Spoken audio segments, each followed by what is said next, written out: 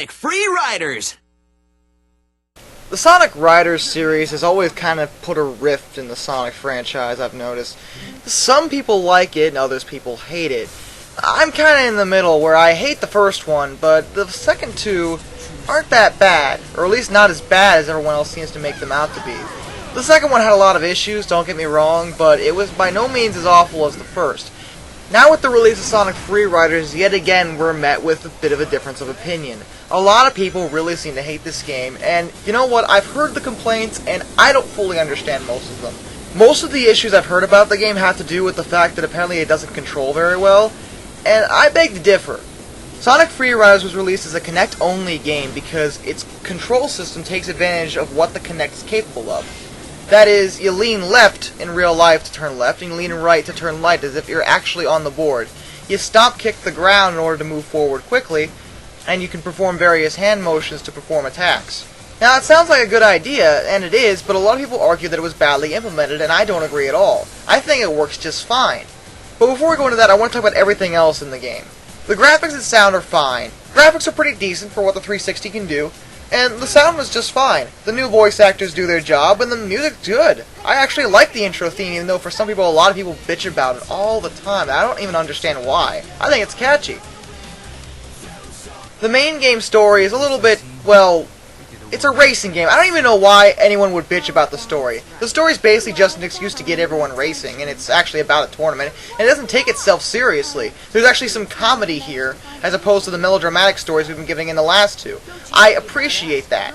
I've heard complaints about Sega not taking the time to use models, and instead just using cutouts and text to tell the story, but I don't really mind this, because that tells me they probably took the extra time to work out the kinks in the gameplay rather than worry about a story that really doesn't matter. Because, after all, this is a racing game. Do you really care about the story that much? Because I don't.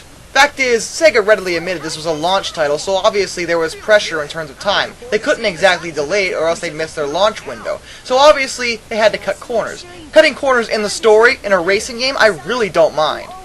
Now let's get into the control. Let's get into the oh my god control. The control that everyone keeps talking about, and how everyone keeps complaining about. You know what? I'm gonna fucking defend this control. I don't see what the hell the problem has been. There have been various different complaints and various different kinds of stories, so I'm gonna go down the list and explain to you which ones are true and which ones aren't. For one, some people complain you have to lean too far to turn. Well, number one, you don't even have to lean that damn far. Second of all, God fucking forbid you have to move your body, alright? I'm sorry, I don't think you have to lean that far back. Will it stretch your muscles? Oh yeah, that's totally gonna happen. But that's the way the game controls. It's a physical game, and I'm gonna go into more detail about that in a second, because that does lead into something you should really be aware of before you even try this game. I've also heard complaints that the control is unresponsive. I don't agree for the most part. Turning is perfectly responsive, and I don't have an issue with that at all. Jumping is responsive too. That's not to say the control is perfect. There are some areas where if you extend your arm out, you can get rings that aren't actually on the path, and this doesn't work very well at all. Sometimes I find the characters just doing it even though I'm not telling them to, and sometimes I find they're not doing it when I'm telling them to. This is something that really needs to iron out, I will admit, but it's not a game breaker, and these incidents don't even happen that often. I've also heard complaints about the weapons being unresponsive, and in this regard, I don't think it's the game's fault, because the weapons are perfectly responsive as long as you know how to do them.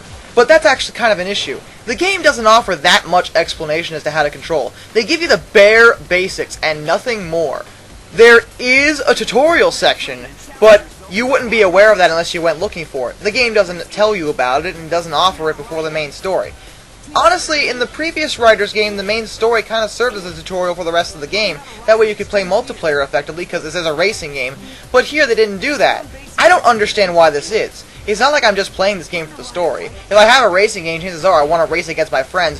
Why wouldn't you take the time in the story to get the tutorial there? It flows better and doesn't take time that would otherwise be wasted in a regular tutorial outside of the main story. I don't understand why.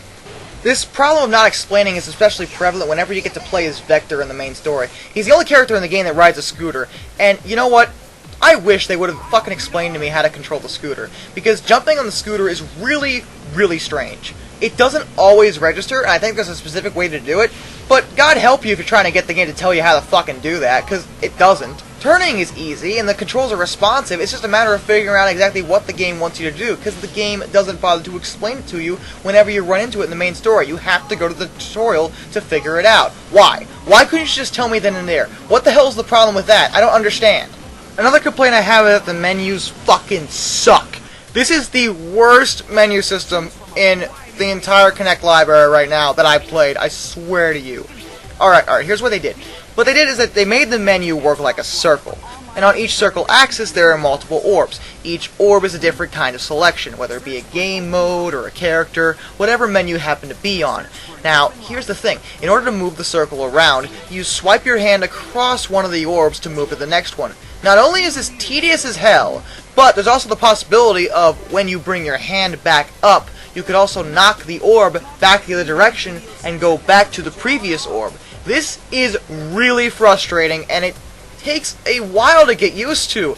I don't understand why you would ever make a game where the menu system requires a learning curve. Alright, if there's anything really wrong with this game, truly, it'd be these fucking menus, I swear. If you're one of those people who like the fact in previous games you can customize gears very thoroughly, don't expect much of that here. They definitely skimped out on that. It's basically just a regular racer, not much extras. Multiplayer is fine, and you know what? I've actually also heard a lot of complaints about multiplayer, and I swear to God, every time I hear this one complaint, I get so pissed off. A lot of people complain that because the game controls the way it does, you end up butting heads with your opponent in local multiplayer because you're standing next to each other and you both have to lean a certain direction.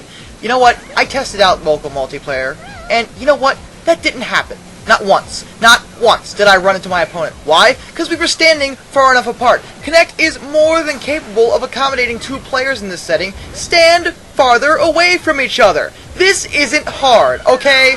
Stop complaining about a problem that you're causing because you can't walk 2 steps to the left. God forbid you have to stop the game and move slightly away from your opponent so you stop running into one another. The game also features online multiplayer and it actually does work really well, but good fucking luck finding a lobby. Nobody plays this game online. I only used it once to play with Nick online and we had fun. It worked, so if you have a friend who has the game and wants to play it with you, online works just fine. You're just not finding a random lobby because nobody's playing it. The amount of tracks is also decent. I think there's actually less characters in this one compared to the last game, but I don't consider that a big deal, as there are enough to keep you occupied, and you can even use your avatar if you really want to. The only other thing I'm really going to stress about this game is that this isn't going to be a game that you can leisurely play in your off time and expect to relax. No. This is a very physically intensive game. Probably one of the most physically intensive games available for the Kinect. I was surprised. I actually worked up a sweat playing this game. Leaning and stretching your muscles like that can work you out, but the thing that's really going to be the killer here is the jumping. There are jumps everywhere. In order to work up more speed, you have to jump at the end of the ramp in order to stick your landing. You get ranked well every time you do a good jump. This is going to wear you out really quickly, and I'm not going to lie there. It is a hard game to play if you're out of shape. But if you're looking for a game that isn't a workout game, but one that's going to give you some exercise, this will be the one to do it. I wouldn't consider this a flaw either. I like the fact they took advantage of what the Kinect can do. The whole point of the peripheral is to move around and get some exercise and try to bring casual players into the market, so mission accomplished here. And I don't see a point in blaming a game on the console as taking advantage of what the console was fucking meant for. If you wanted a racer where you could just sit on your ass and use a controller, then why on earth would you buy one for the Kinect in the first place? That doesn't even make sense. Overall, the game is alright. I wouldn't say it's awesome. I definitely played some better racers in my time, but it's definitely not as awful as everyone seems to be making it out to be. It's a decent launch title for the Kinect, and probably the best in the whole Riders series. Not that that's saying a whole hell of a lot, but still, it's an improvement. It's a decent experience, and it's fun in multiplayer. So, if you have a Kinect, I give the game a shot at the very least. Give it a chance. It's not that bad. Unless, of course, you'd prefer a racing game where you try to steer an invisible steering wheel. Because, you know, that's so much more fun. All in all, it's good. Give it a shot. This is Darkness, and I bid you all a fond farewell.